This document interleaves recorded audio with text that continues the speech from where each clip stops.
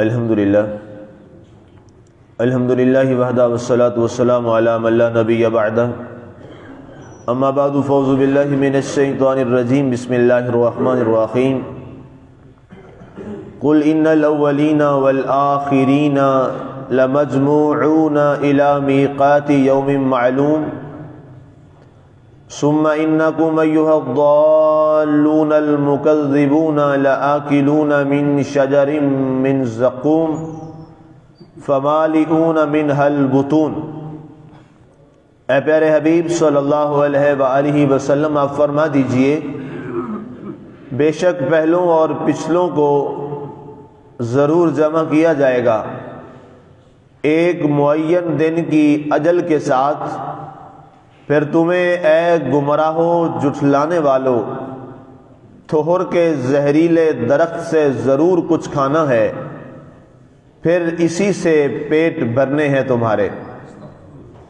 آج ہماری سورہ الواقعہ کی آیہ مبارکہ 53 تک کی تلاوت و ترجمہ کا شرف نصیب ہوا۔ سامعین، کل ہماری گفتگو چل رہی تھی کفار کے اور بت پرستوں کے حوالے سے، اور آخری ہمارے کلمات یہ تھے کہ انہوں نے دو بہت بڑے جرم کیے۔ ایک یہ کہا کہ نعوذ باللہ بت ہمارے خدا ہیں، انہیں اپنا معبود سمجھا، اور دوسرا مرنے کے بعد دوبارہ زندگی کا انکار کیا۔ اور اس کے الفاظ بھی قرآن نے ارشاد فرمائے کہ جب ہم ہڈیاں ہو جائیں گے، تراباً مٹی ہو جائیں گے، اِنَّا لَمَبْعُوثُونَ، کیا پھر بھی ہمیں دوبارہ اٹھایا جائے گا؟ اس کے بعد اللہ تعالیٰ نے اس کا جواب جو ہے کل میں نے عرض کیا تھا کہ سرکار کی زبان اطہر سے دلوایا، وہ جواب سماعت کیجئے۔ ارشاد ہوا پیارے حبیب قل، آپ فرما دیجئے، آپ انہیں اس کا جواب دیجئے، ان الاولین والآخرین، تم تو یہ کہتے ہو کہ کیا پتہ نہیں ہمیں بھی اٹھایا جائے گا یا زندہ کیا جائے گا یا نہیں کیا جائے گا۔ فرمایا جو تم سے پہلے گزر گئے اللہ انہیں بھی زندہ فرمائے گا، جو تمہارے بعد آئیں گے اللہ انہیں بھی زندہ فرمائے گا۔ یہ صرف نہیں ہے کہ تمہیں زندہ کرے گا، تم تو زندہ کیے جاؤ گے۔ سارے کافر جو اس وقت یہ بات کر رہے ہیں سب کو زندہ کیا جائے گا، بلکہ اس سے پہلے جو کئی نسلیں گزر گئیں، کئی امتیں گزر گئیں، قوم عاد گزر گئی، قوم سمود گزر گئی، قوم ایکا گزر گئی، قوم شعیب علیہ السلام گزر گئی، قوم نوح علیہ السلام گزر گئی، قوم صفی اللہ گزر گئی۔ یہ ساری جتنی بھی اقوام عالم جو دنیا میں آئی تھیں، اللہ فرماتا ہے ان الاولین، یہ سارے پہلے لوگ ہیں، اللہ تعالیٰ ان سب کو بھی زندہ کرے گا، والآخرین، اور تمہارے بعد قیامت تک جتنے لوگ آنے والے ہیں اللہ سب کو مرنے کے بعد دوبارہ زندہ فرمائے گا۔ اس کے بعد ارشاد فرمایا لمجموعون، زندہ کرنے کے بعد کیا کیا جائے گا؟ قرآن فرماتا ہے انہیں جمع کیا جائے گا۔ لمجموعون، یہاں پہ لام جو ہے وہ تاکید کا ہے، لمجموعون، اللہ تعالیٰ انہیں ضرور جمع فرمائے گا، الی میقات یوم معلوم، ایک مقرر دن ہے، ایک معین دن ہے قیامت کا، جس کے دن اللہ تعالیٰ ساری اقوام عالم کو ایک جگہ پر جمع فرمائے گا، اور وہاں پر رب ذوالجلال اپنے پیارے تمام انبیاء کرام علیہ السلام، ان میں سے جو منظر نامہ ہے وہ میں نے تقریباً کوئی 20-22 دن پہلے ایک پورا میں نے اس پہ درس ہمارا گزرا تھا، اس میں اللہ تعالیٰ قیامت والے دن کتنی صفیں بنوائے گا اور سارے انبیاء وہاں موجود ہوں گے۔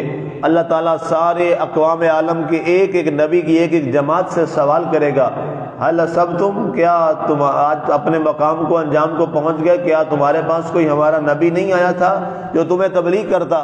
تو وہ قوم کیا کرے گی؟ ان کے قوم کے لوگ جو مشرک ہیں اور کافر ہیں وہ انکار کر دیں گے۔ اللہ تعالیٰ پھر اپنے نبی کو بلائے گا، اس امت کے نبی کو، ہاں جی بتائیے کیا تم نے تبلیغ نہ کی؟ وہ کہے گا اے اللہ تو بہتر جانتا ہے، میں نے تیرا پیغام ان تک پہنچا دیا، یہ انکاری رہے۔ اس کے بعد بھی وہ نعوذ باللہ اپنے نبی کو جھٹلا دیں گے۔ جب ایسا کریں گے تو اللہ تعالیٰ فرمائے گا کہ اس پر پھر کوئی گواہ لایا جائے۔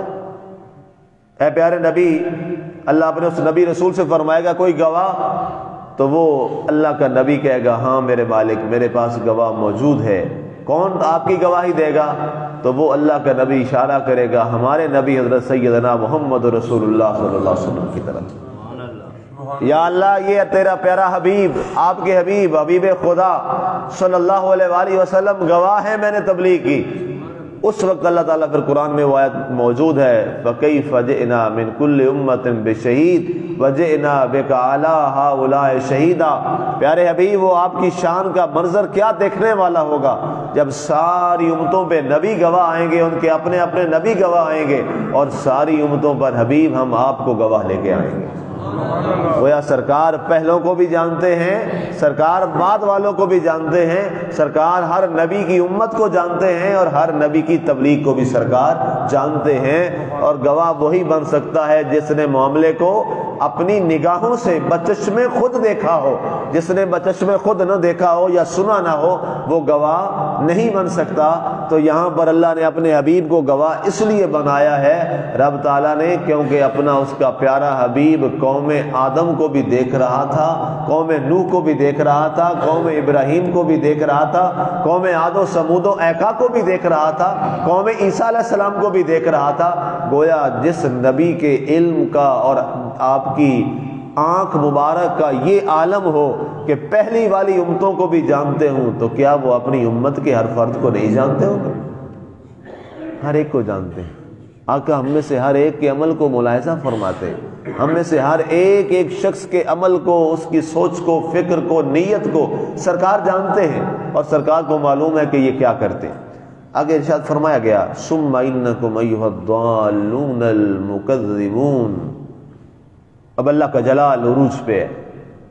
رب ذوالجلال فرماتا ہے، اے لوگو، اے اللہ کا انکار کرنے والو، اللہ تعالیٰ کے انبیاء کا انکار کرنے والو۔ اللہ کے نبیوں کا انکار بھی اللہ کا انکار ہے، چونکہ اللہ کا نبی جو ہے جو بھی آتا ہے وہ اپنا پیغام تو کوئی لے کے نہیں آتا، وہ اللہ کا پیغام ہی لے کے آتا ہے۔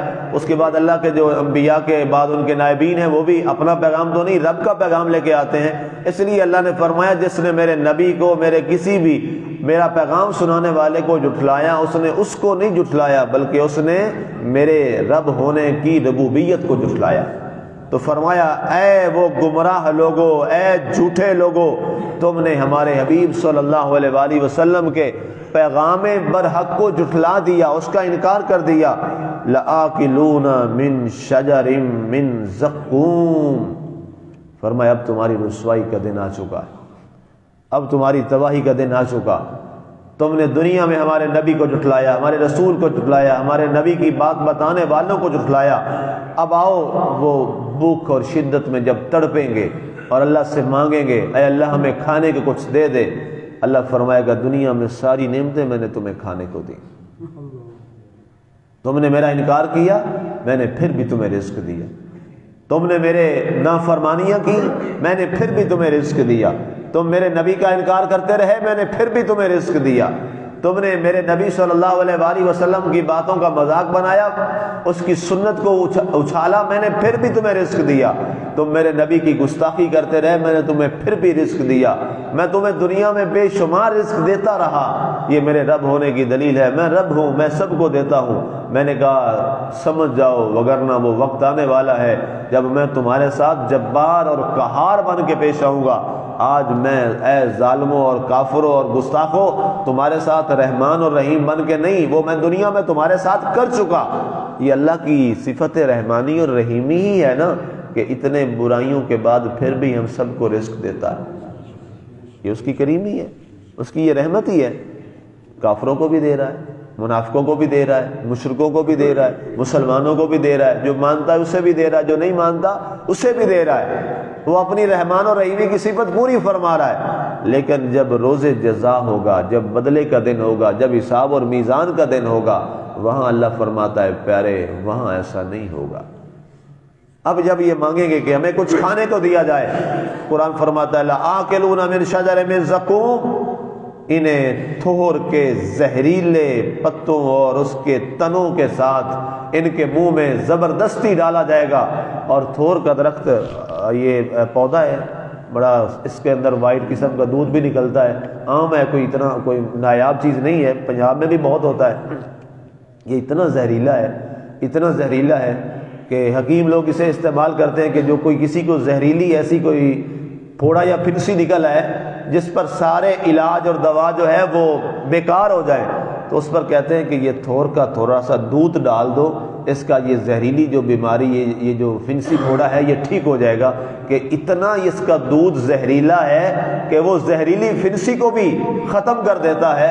اللہ فرماتا ہے جب یہ پیاس کے لیے کھانے کے لیے مانگیں گے تو اللہ انہیں زقوم کا درخت کھانے کے لیے دے گا۔ اس کے اوپر چھوٹے چھوٹے کانٹے بھی ہوتے ہیں، یہ بہت عام ہوتا ہے، یہ جنوبی پنجاب میں بہت زیادہ یہ ہوتا ہے، ریزر علاقوں میں بھی بہت زیادہ یہ ہوتا ہے۔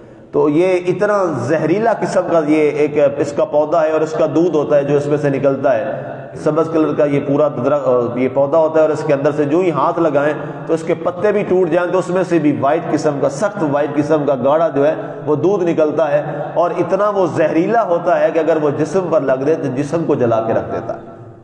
اللہ فرماتا ہے یہ شجر زقوم جو ہے یہ انہیں کھانے کو دیا جائے گا۔ اور حدیثوں میں آتا ہے، سرکار نے فرمایا کہ جو ہی ان کے منہ سے وہ داخل ہوگا تو ان کے منہ کو ایسا چھلنی کرے گا کہ منہ سے خون آنا شروع ہو جائے گا، اور ان کے منہ سے آگ نکلے گی، اور پھر وہ نیچے ان کے پیٹوں میں جائے گا۔ فرمایا جب پیٹ میں جائے گا تو پیٹ کے اندر ان کے ایسے جلن شروع ہو جائے گی کہ یہ تڑپنا شروع کر دیں گے، اور اس تڑپ میں یہ اس کو کھائیں گے کہ شاید ہماری بھوک جو ہے وہ بجھ جائے اور بھوک کی آگ آہستہ ہو جائے، لیکن جیسے جیسے زیادہ کھاتے چلے جائیں گے یہ آگ اور زیادہ بڑھتی چلی جائے گی۔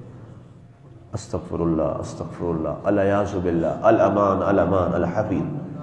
اللہ نے ارشاد فرمایا فمالئون منها البطون، پھر اسی سے ان کے پیٹ بھریں گے، اس سے ان کے پیٹوں کو بھرا جائے گا۔ عالی مرتبہ سامعین ناظرین، یہ قرآن کے الفاظ، یہ قرآن کی آیات، آج یہ قصہ کہانی تو ہے نہیں، یہ داستان اور افسانہ تو ہے نہیں، یہ قرآن کی آیات ہے، یہ اللہ کا کلام ہے، اور یہ آیات آج بھی موجود ہیں، اور بانگ دہل آپ کے سامنے ہر جگہ پڑھی جاتی ہیں، اور ہم تلاوت بھی کرتے ہیں، قرآن ہمارے گھروں میں ہے۔ تو ان آیات کو پڑھیے، ان آیات کو بھی دیکھیے، اور اس کے بعد پھر غور کیجئے، اے اللہ تیرا شکر ہے کہ تو نے ہمیں مسلمان بنایا ہے، اے میرے مالک تیرا شکر ہے۔ اور اگر جیسے ہمارے اگر ہم کسی غیر مسلم کے گھر میں پیدا ہو جاتے تو ہم بھی شاید ہندو ہو جاتے، ہم بھی سکھ ہو جاتے، عیسائی ہو جاتے، یہودی ہو جاتے، لیکن اے میرے مالک تیرا کرم ہے کہ ہماری بائی برتھ پیدائش کے ساتھ ہی تو نے ہمیں مسلمان کے گھر میں پیدا فرما دی، اور بغیر کسی محنت کے اور کوشش کے تو نے ہمیں اتنا بڑا انعام عطا فرما دیا کہ ہم لا الہ الا اللہ محمد رسول اللہ صلی اللہ علیہ وآلہ وسلم پڑھنے والوں کے گھر میں اور اس جگہ پر پیدا ہوئے۔ اب یہ ہماری ذمہ داری بنتی ہے کہ رب نے تو اپنے کرم کی انتہا کر دی، رب نے تو اپنے عطاؤں کی انتہا کر دی کہ ہمیں مسلمان، پیدائشی مسلمان بنا دیا، مسلمان کے گھر میں پیدا کر دیا، یہ اس کا کرم ہے۔ اب ہماری ذمہ داری یہ ہے کہ ہم اپنے اعمال کو ایسا کریں، اپنے کردار کو ایسا کریں کہ ہم سے ہمارا اللہ بھی راضی ہو جائے، ہمارے نبی بھی ہم سے راضی ہو جائے، اور اللہ ان سخت عذابوں سے ہم سب کو محفوظ رکھے۔ آمین۔ وما علینا الا البلاغ المبین۔